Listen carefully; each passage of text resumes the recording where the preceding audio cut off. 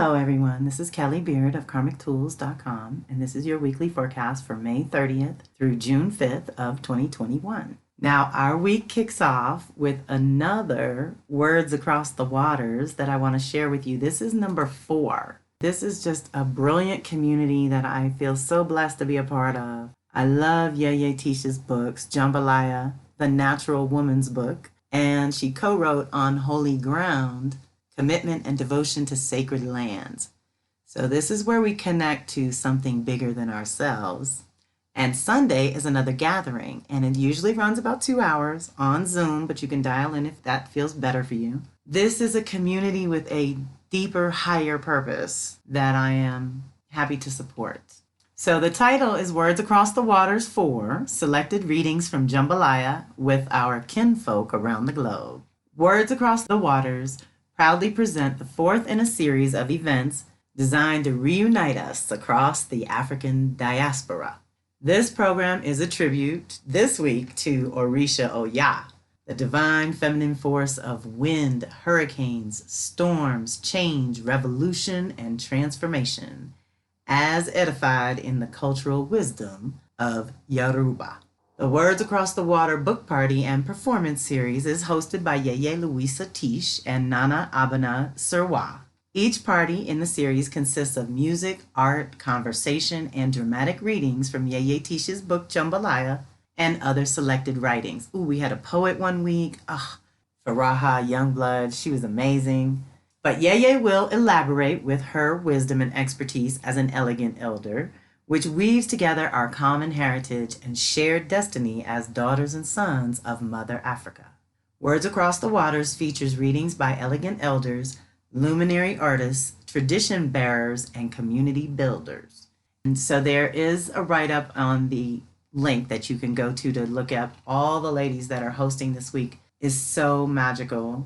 Yeye Tish, Nana Abana, Mama C, and Leia are all part of the team that I know. They have a special guest this week too, so that is what's so brilliant. Each week we have honored a different Orisha, and each week we've had different guest speakers that came on with just brilliant, amazing, deep, wonderful things to share about making moves in the world to change things and just do it ourselves. We're not waiting on nobody.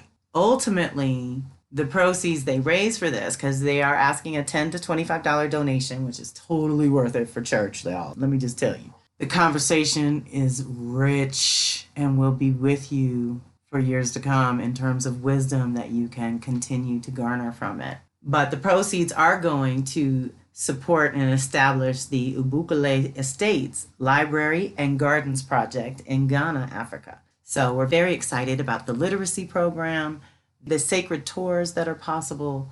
There's so much healing retreats and art and music and poetry and learning that goes on, that just setting up the schools. Many of these ladies were leaders of chapters of the Black Panthers back in the day. And so they're all about community building. And that is what we're doing. So, of course, I wanted to share it with my community and expand even further because many of you have reached out to me and asked how to do this and how to think a little bigger and learn from teachers that are doing bigger things, which this crew definitely is. So I hope you'll join me Sunday, May 30th, for Words Across the Waters number 4. So hopefully they're going to keep going with this. But then our forecast in the week kicks off on Monday, the 31st, with Mars trining Neptune, which is actually kind of fun. But we do have an interesting, very personal week that has its mixed blessings, let's say. We've got some opportunities and we've got some challenges. So this first one starts out as an opportunity.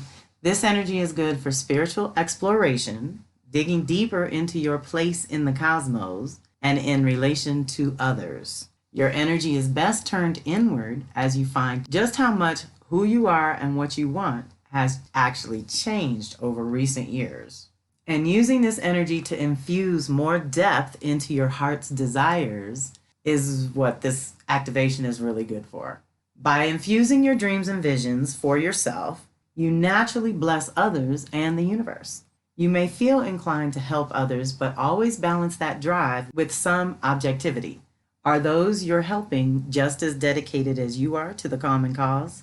This is a very laid back energy that allows you time to take effective action on behalf of your dreams and or spiritual growth. More than outward action or specific steps, basically. So enjoy it if you can. On June 2nd, which is Wednesday, Venus is going to enter Cancer until June 27th. Basically, I want to alert you to the fact that it was 1 year ago that Venus lingered in Gemini for her retrograde, which recalibrated the values and priorities in that department of life, which is your Gemini house, especially where our relationships and finances are concerned.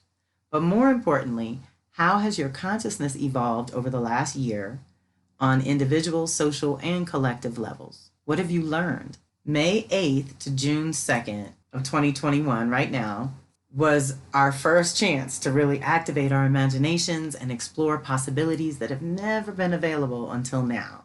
That was the journey of Venus through Gemini.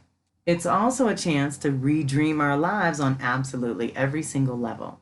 The sacred feminine is reminding us that we are infinite beings and can choose in every moment how to respond to what life is presenting. Part of being on Earth is being adaptable and dealing with the ecology within and around you. Now she moves into Cancer June 2nd to 27th, which is giving us a chance to soothe our nervous system, reassure our souls, and replenish our energies after a life-changing ride called 2020. Okay? So I led with Venus and Gemini because that's the reset we've just experienced. And when we're in it, it's very challenging to know what's what. And to be aware that your Gemini and Sagittarius departments were affected in initiation integration ways, where we have to start fresh or break to realign in some kind of way. And our Virgo Pisces was pushed to grow out of comfort zone into new territory, which is basically our body and spirit. You know, learning to physically and emotionally, spiritually deal with the changes that are going on. So this year shows us the outcome of that soul work. Let's put it that way. And so this month through Cancer, especially with solstice and the eclipses and the supermoons, there's so much to process. Mercury retrograde, there's so much support for pulling inward and using this Venus in Cancer to really soothe your nervous system, reassure your soul, and replenish your energy. You know, we have to take a time out at some point, and this is the best time of the year to do it. The quote-unquote value and priority pretty much all summer, but kicking off right now, is self-care and personal tending to that which allows you to function as a human being in the most basic ways. We're in the fundamentals here.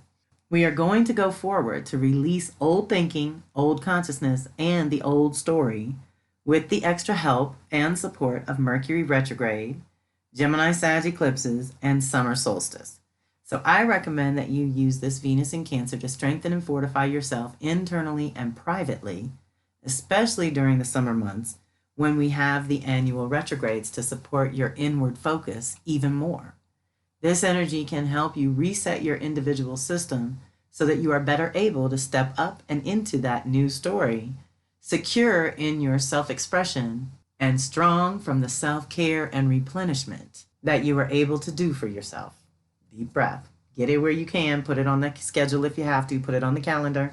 That's the only way the stuff happens in my world. It's got to go on the calendar. Otherwise, the angels and ancestors and animal spirit guides take over and I lose track of time.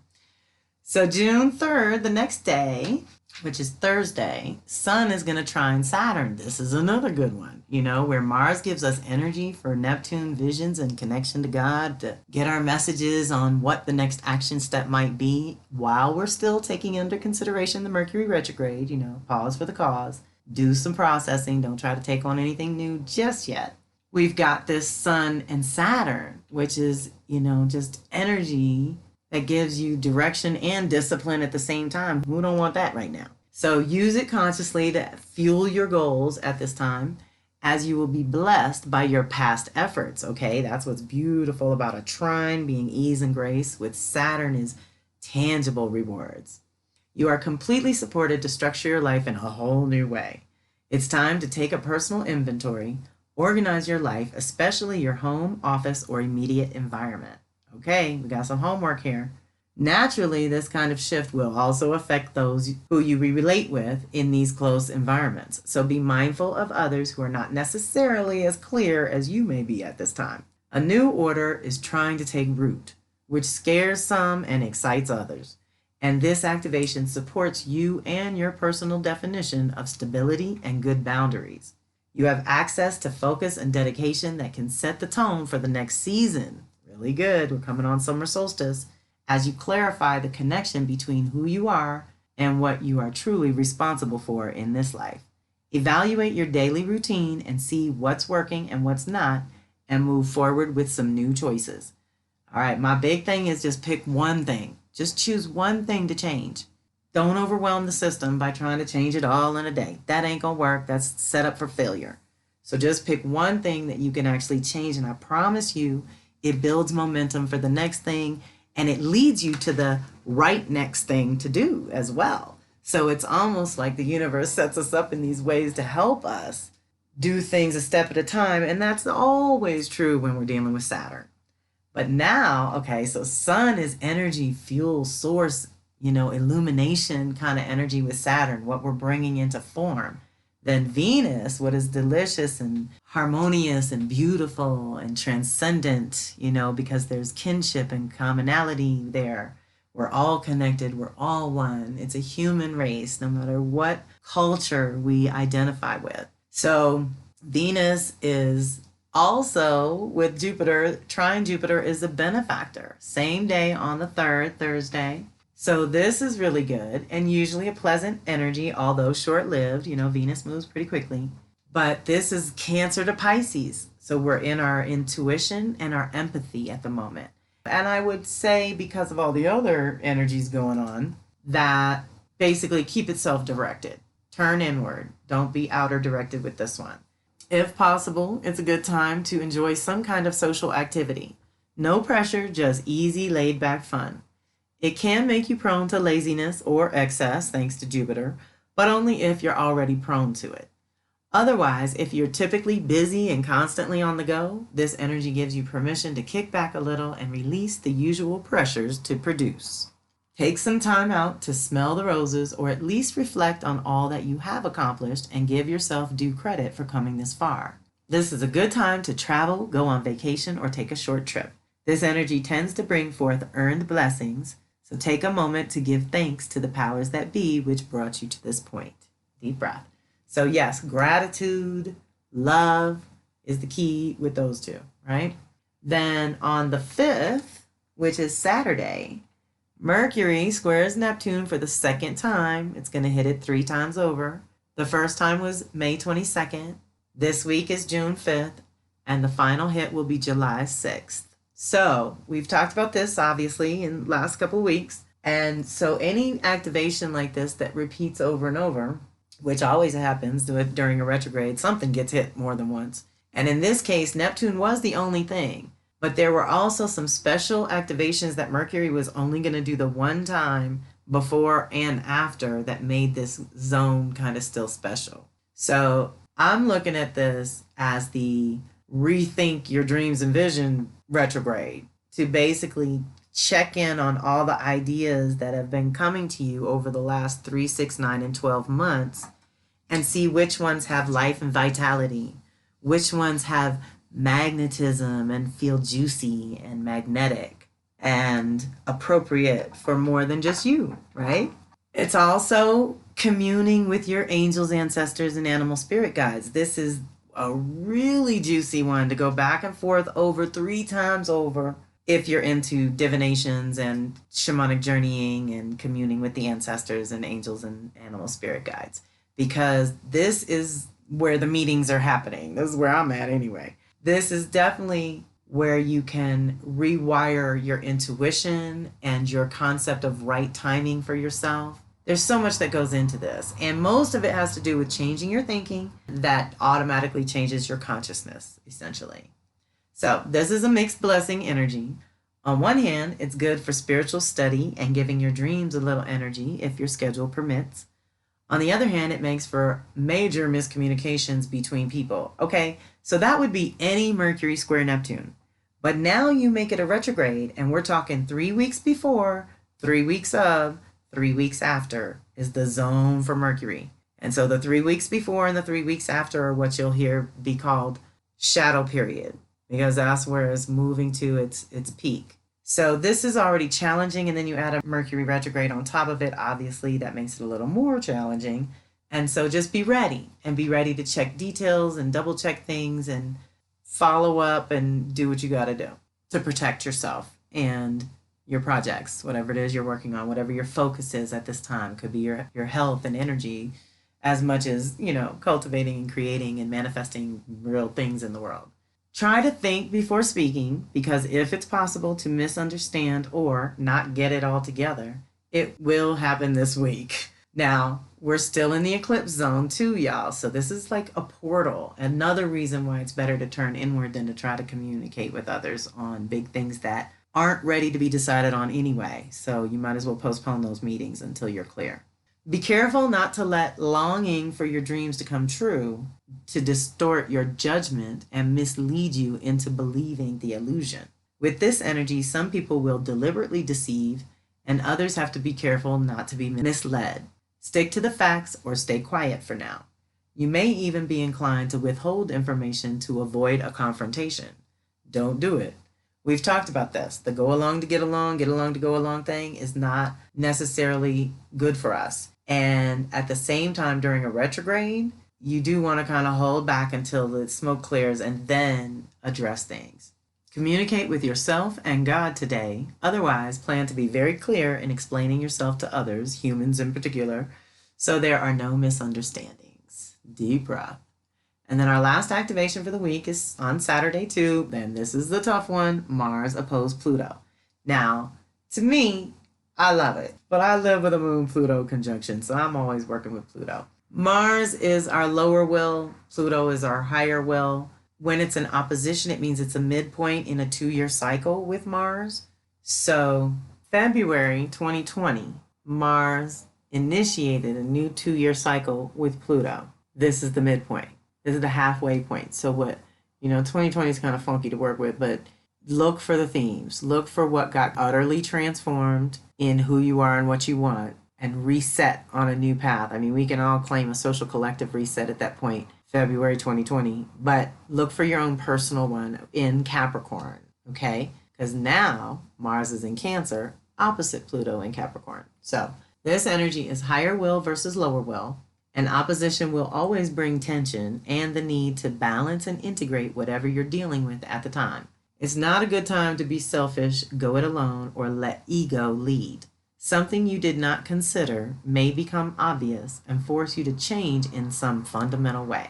You may have to decide if the path you are on at this time is really going to lead you to the destination that you originally chose. If you have been clear about your desires and willing to sacrifice, work hard, and consistently, this energy will activate a turning point for you.